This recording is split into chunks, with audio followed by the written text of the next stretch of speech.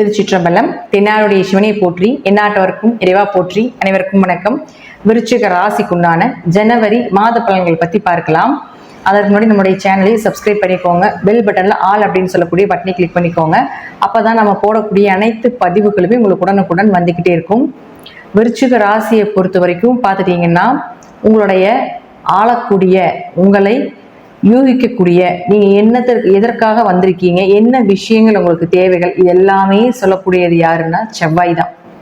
1 மற்றும் 6ஆம் அதிபதி செவ்வாய் உங்களுடைய ராசிக்கு 9ஆம் இடத்தில் நீசம் பெற்று வக்ரகதி அடைகிறார். அப்போ நீசம் பெற்று வக்ரகதி அடைந்தால் சூட்சமமா சொல்லணும்னா எல்லாமே உங்களுக்கு இருக்கும், ஆனா எதுவுமே அனுபவிக்க முடியல. எல்லா விஷயங்களும் கைக்கு வர மாதிரி இருக்குது, வரமாட்டேங்குது. கடன், நோய், வழக்குகள், ஏதாவது ஒரு வேலையில பிரச்சனைகள், தொந்தரவுகள், நிம்மதி இல்லாம இருக்கிறது, இதெல்லாமே கொடுத்துரும். எத்தனாம் தேதி வரைக்கும்னா 21ஆம் தேதி வரைக்கும் தான். இந்த 21ஆம் தேதிக்கு மேல பாத்தீங்கன்னா செவ்வாய் மிதுனத்துக்கு போகிறார், 8ஆம் வீட்டுக்கு போகிறார். 9ஆம் வீட்டுல நீசம் பெற்று வக்ரகதியாகி மைண்ட் ரீதியாக, உடம்பு ரீதியாக பிரச்சனைகளை கொடுக்கறது. 8ஆம் வீட்டுக்கு போகும் பொழுது ஓரளவுக்கு உங்களுக்கு இந்த ப்ரெஷர் அப்படிங்கிறது கொஞ்சம் குறைச்சிரும். சின்ன சின்ன அவமானங்களோ அல்லது சின்ன சின்ன விஷயங்கள் தடை தாமதங்கள் ஆகுதோ தவிர புதிய புதிய பிரச்சனைகளை ஏற்படுத்தி கொடுக்காது. இந்த 21ஆம் தேதி வரைக்கும் தான் உங்களுக்கு இது போல சில சங்கடங்கள், மனக்குழப்பங்கள் இருந்து கொண்டே இருக்கும். அதற்கு மேல பார்த்துட்டீங்கன்னா உங்களுக்கு பெரிய அளவுக்கு சங்கடத்தையோ அல்லது பெரிய அளவுக்கு இழப்புகளையோ கொடுக்காது. ஒரு சிலருக்கு ஜாதகம் யோக ஜாதகமாக இருந்து விபரீத ராஜயோகத்தை கொடுக்கக்கூடிய ஜாதகமாக இருந்தால் இந்த 8இல் ராசி அதிபதி வரும் பொழுது மறைமுகமாக வரக்கூடிய பணம் வந்து சேரும். மறைமுகமான பினாமி பணம், ஷேர் மார்க்கெட் பணம், MLM சீட்டு, இது போல எல்லாம் லாட்ரி இதெல்லாம் இருக்கும் இல்லைங்களா, இது போன்ற இந்த விஷயங்கள் எல்லாமே உங்களுக்கு கண்டிப்பாக வந்து சேரும் அப்படிங்கிறதுலயும் மாற்றமே கிடையாது. அடுத்து உங்களுக்கு சுக்கிரன். இந்த சுக்கிரன் அப்படின்னு சொல்லக்கூடிய பாருங்க 7 மற்றும் 12ஆம் அதிபதி. அப்ப 7ஆம் அதிபதியான சுக்கிரன் உங்களுடைய ராசிக்கு 4ல நிற்கிறார்.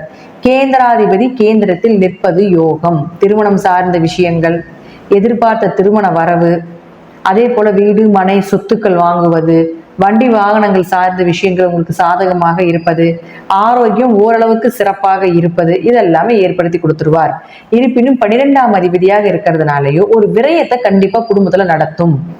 ஏதாவது ஒரு விரயங்கள் ஆவது, அதே போல உங்களுக்கு பயணங்கள் அதிகமாக இருப்பது, வெளிநாடு ஏதாவது போலான்ட்டு இருந்தீங்கனாலோ, குடும்பத்தோட மனைவியோட கணவரோட செல்லலான் இருக்கிறீங்கனாலும் இந்த மாதம் அது உங்களுக்கு சாதகமான மாதமாக இருக்கும் அப்படிங்கிறதும் அமைப்பு இருக்கு இந்த மாதத்துல.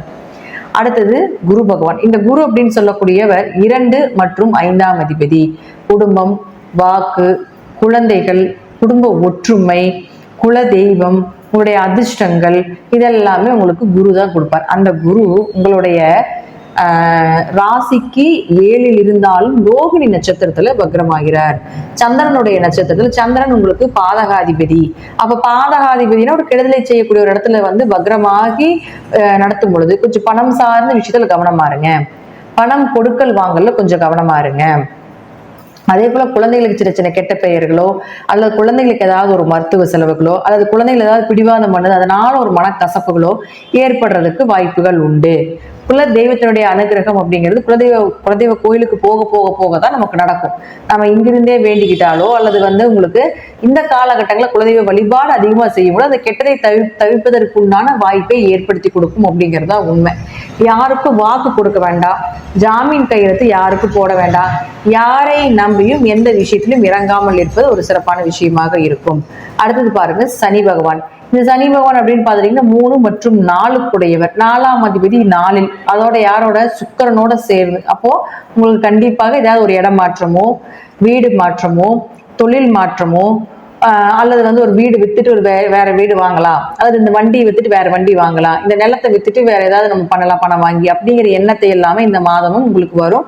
அது போல ஏதாவது மூவ் பண்ணிட்டு இருந்தீங்கனாலும் இந்த மாதம் நடப்பதற்குண்டான வாய்ப்புகளும் உண்டு.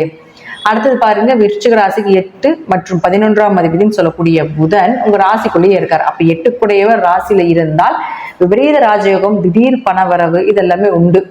ஆனா இந்த 8ஆம் அதிபதி அப்படின்னு சொல்லக்கூடியவர் 4ஆம் தேதிக்கு மேல இருந்து 24ஆம் தேதி வரைக்கும் 2ஆம் வீட்டுல பலமா இருக்கார்.